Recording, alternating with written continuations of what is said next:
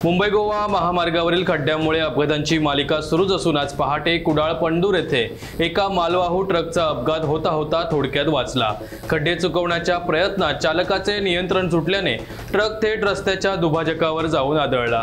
सुदैवाने ट्रक दुभाजकाच्या पलीकडे गेला नाही, अन्यथा मोठा अपघात होण्याची शक्यता होती। स्थानिक वाहन चालकाने दिलेल्या माहितीनुसार सध्या मुंबई गोवा महामार्गाची अवस्था अत्यंत खराब झाली आहे। विशेषतः कुडाळ पंडूर परिसरात रस्त्यावर ठिकठिकाणी मोठे मोठे खड्डे पडले आहेत। याच खड्ड्यांमुळे अनेक छोटे मोठे अपघात होत आहेत। आज पहाटे एक मालवाहू ट्रक गोव्याच्या दिशेने जात असताना खड्डे चुकवण्याच्या प्रयत्नात चालकाचे नियंत्रण सुटले आणि ट्रक थेट दुभाजकावर जाऊन थांबला।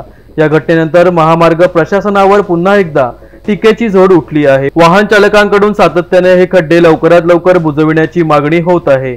खराब रस्त्यामुळे प्रवासाला विलंब लागत असून अपघाताचा धोकाही वाढला आहे। प्रशासनाने याकडे गांभीर्याने लक्ष देऊन तत्काळ उपाययोजना कराव्यात अशी मागणी जोर धरत आहे।